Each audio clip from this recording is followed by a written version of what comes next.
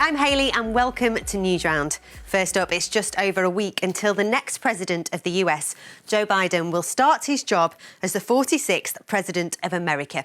A huge security operation has been put in place to prevent protests like what happened last week when hundreds of Donald Trump supporters stormed the White House.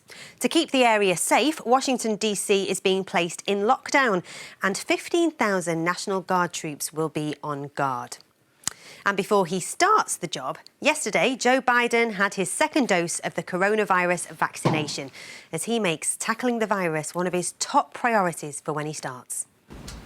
My number one priority is getting vaccine in people's arms, like we just did today, as rapidly as we can.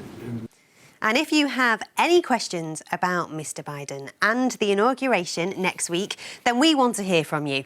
We'll be putting them to our American reporter, Kizzy Cox. So head online to tell us what you want to know. Now, most professional sports has continued at the moment, even with the new national lockdown. But do you think it would be fair if professional athletes received the vaccine before others in order to keep sport going? Well, this is what the International Olympic Committee are debating ahead of the Tokyo Olympic Games that are set to take place this summer.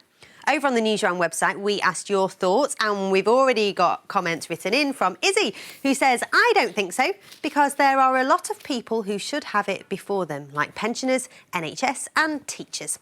Starry Night has told us, I don't think they should, because there are many people who are vulnerable and need the vaccine. However, Persian Prince thought they should.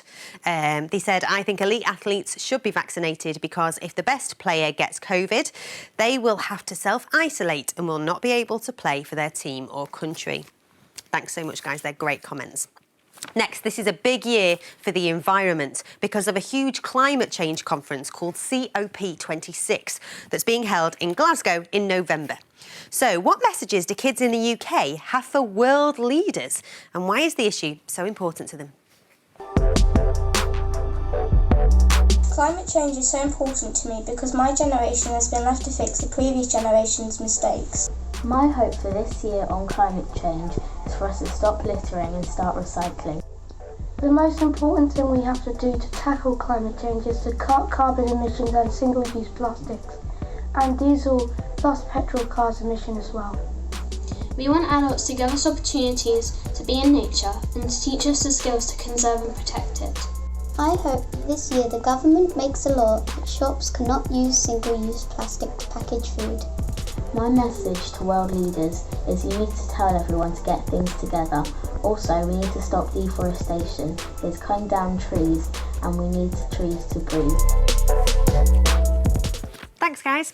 Now, another mystery celebrity had their identity revealed on The Masked Singer over the weekend. Former EastEnders actress and singer Martine McCutcheon was revealed to viewers as the Swan. Well, Martine caught up with her to find out all about her time on ITV's hit show.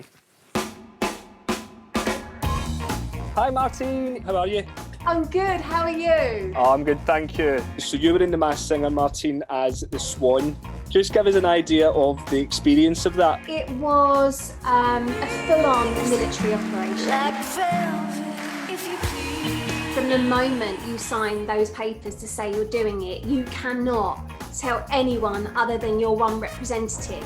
And even when you go on set, the moment you go on set, you're walking in the mask.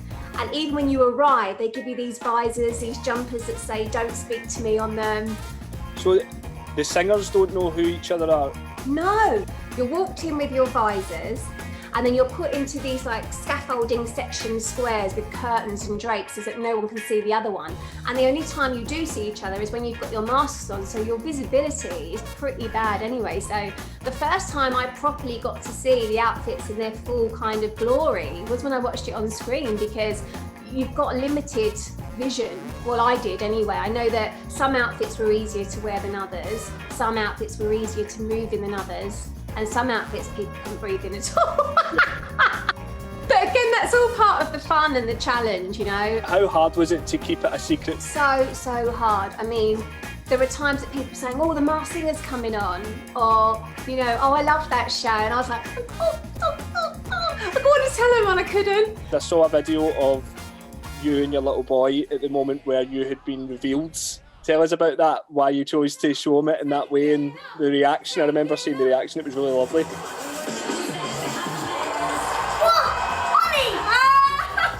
It was something that I did for him because I knew he would think Mummy was a bit of a superhero for 5 minutes if I did it. And Jack, my husband, just captured it on video for me. And I was like, I've got to share this. Like, this is why I do what I do. What was your favourite part of the whole experience then? Purely for the huge production values, it would have to be I Am What I Am when I sang I Am What I Am. It's such a big anthem. The setting with the tuxedos, the top hat and tails, it's everything that I live for. I loved being part of that. I think that's probably been my favourite moment on the show. I just was like, oh, I feel like such a star. This is amazing. Great stuff. Now, last year we saw lots of musicians having to cancel their gigs and tours because of the pandemic.